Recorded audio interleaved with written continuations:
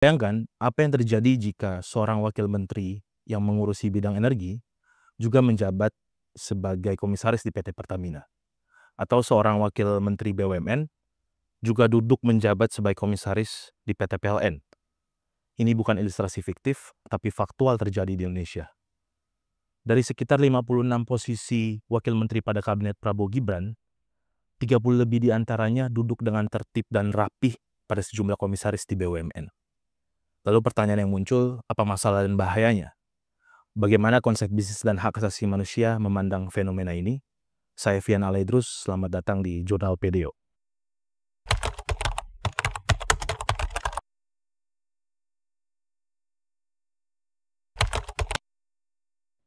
Ilustrasi tadi kami angkat bukan untuk mengesankan diri kami sebagai wahabi rangkap jabatan atau sekedar menakut-nakuti.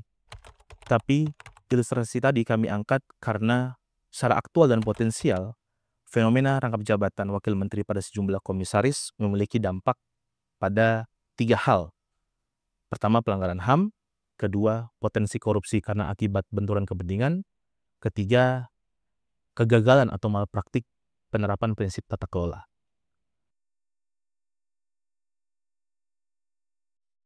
Tepatnya pada 3 tahun lalu, pada tahun 2022, laporan kelompok kerja, PBB, untuk isu bisnis dan HAM mengeluarkan sebuah laporan yang berjudul Pengaruh Korporasi dalam Ranah Politik dan Regulasi.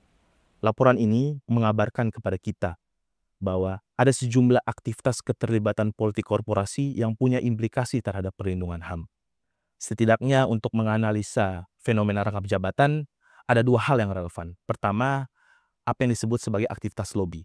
Dalam laporan ini, sejumlah perusahaan pada sektor usaha tertentu dan juga pada beberapa negara tertentu disebutkan melakukan aktivitas lobby untuk menghambat ataupun menghalangi kebijakan-kebijakan publik yang seharusnya dapat melindungi publik dari pelanggaran-pelanggaran HAM. Misalkan perusahaan di sektor energi di Amerika Serikat ataupun di Uni Eropa melakukan lobby untuk menghambat kebijakan iklim yang selaras dengan Perjanjian Paris. Ataupun perusahaan-perusahaan pada industri makanan dan minuman yang menghambat suatu kebijakan yang mewajibkan bahwa perusahaan-perusahaan di sektor makanan dan minuman untuk menaruh label gizi pada produk tertentunya agar dapat melindungi kesehatan masyarakat. Itu aktivitas yang pertama. Aktivitas yang kedua dan sangat relevan untuk menganalisa fenomena rangkap jabatan apa yang disebut aktivitas revolving door atau pintu putar.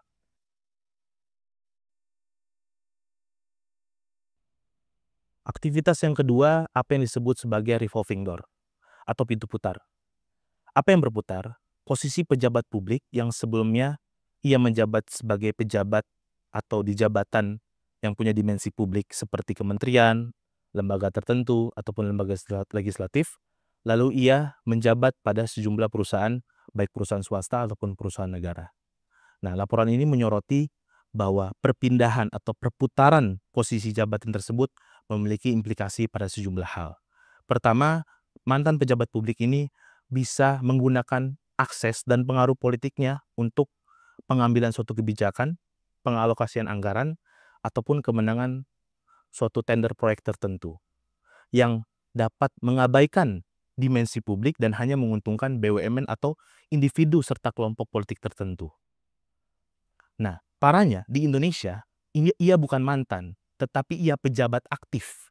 Dengan akses dan pengaruhnya, pengaruh politik tentunya, ia bisa menggunakannya di kementerian terkait, di lintas kementerian, ataupun lembaga legislatif untuk mengambil suatu kebijakan yang mengabaikan, misalkan di sektor energi. Seharusnya BUMN di sektor energi melakukan kebijakan proses transisi energi dari energi fosil ke energi terbarukan. Dan itu bermanfaat bagi publik agar terjadinya perlindungan lingkungan hidup. Ataupun kebijakan yang seharusnya diambil bisa melindungi kelompok masyarakat adat atau kelompok masyarakat sekitar dari suatu aktivitas pertambangan atau perkebunan yang dilakukan oleh BUMN. Tetapi karena akses pengaruh dan politiknya, ia bisa menghambat ataupun menghalangi suatu kebijakan yang seharusnya diambil oleh kementerian ataupun lembaga pemerintahan. Fenomena rangkap jabatan ini juga bisa kita analisa melalui konsep ESG atau Environmental Social Governance, khususnya pada aspek tata kelola atau governance. Fenomena ini bisa dikategorikan sebagai kegagalan atau malpraktik penerapan prinsip-prinsip tata kelola. Salah satu indikator penting dalam ESG, khususnya pada aspek governance, adalah independensi komisaris atau dewan. Seharusnya dengan independensi dewan atau komisaris, seorang komisaris dapat memberikan analisis ataupun nasihat bisnis secara objektif dan profesional. Tetapi dengan dualitas peran sebagai komisaris dan juga sebagai wakil menteri, posisi ataupun nasihat bisnis yang seharusnya dapat dilakukan secara objektif tidak akan terjadi, karena posisi komisaris yang juga merangkap sebagai wakil menteri akan terbelah, kan ada objektivitas dan juga tidak sesuai dengan profesionalitasnya. Pada akhirnya, fenomena rangkap jabatan wakil menteri pada sejumlah komisaris di BUMN bukan sekedar pelanggaran hukum dan etik, tapi bentuk privatisasi kebijakan publik maupun BUMN kita. Pada akhirnya juga cita-cita yang dituangkan melalui Astra-Cita atau visi misi Prabowo Gibran mengenai BUMN terkait dengan penguatan manajemen BUMN, profesionalitas, dan juga bebas dari benturan kepentingan hanya omong-omong semata. Hal ini diperparah dengan watak ataupun perilaku dari wamen yang mengomentari bahwa hal tersebut sudah sesuai dengan aturan yang berlaku dan dinormalisasi kejadian ini karena praktik ini sudah ada pada periode-periode presiden sebelumnya. Hal ini berakar pada suatu ketakpahaman seorang wakil menteri ataupun pejabat pemerintah terkait dengan konsep bisnis dan hak asasi manusia ataupun ESG ataupun bahkan konsep good corporate governance. Bahwa konsep-konsep ini memandang kepatuhan-kepatuhan HAM ataupun kepatuhan-kepatuhan dalam menjalankan suatu perusahaan bukan hanya sekedar apa yang tertulis dalam undang-undang ataupun peraturan pemerintah ataupun peraturan presiden, tapi pendekatan ini menekankan bahwa harusnya adanya penekanan pada pelampauan terhadap kewajiban-kewajiban hukum yang sifatnya hanya normatif. BUMN-BUMN kita seharusnya bisa menjadi contoh bagi perusahaan-perusahaan swasta dalam menerapkan prinsip bisnis dan hak asasi manusia. Hal ini juga sejalan dengan pilar pertama prinsip-prinsip bisnis dan hak asasi manusia, yaitu soal terkait kewajiban negara untuk memberikan perlindungan HAM dari aktivitas bisnis. Pada prinsip 4 panduan bisnis dan HAM, negara harus memberikan aturan, kebijakan, dan legislasi tambahan kepada entitas bisnis ataupun BUMN yang dikendalikan oleh negara untuk memberikan perlindungan penghormatan terhadap HAM bagi penikmatan HAM oleh publik. Terakhir, apa solusinya untuk melawan fenomena rangkap jabatan ini? Pertama, dalam laporan kelompok kerja PBB untuk isu bisnis dan hak asasi manusia, larang secara tegas persoalan fenomena rangkap jabatan ini. Tapi kita tahu di Indonesia belum ada aturan terkait itu. Yang kedua, jika ia mantan pejabat publik, terapkan masa tunggu ataupun masa tenggat selama 2-3 tahun setelah ia menjabat secara aktif di jabatan publik. Yang ketiga, BUMN-BUMN harus melakukan uji tuntas HAM terkait dengan aktivitas politiknya, terkhusus jika ada seorang wakil menteri ataupun posisi menteri yang menjabat sebagai komisaris.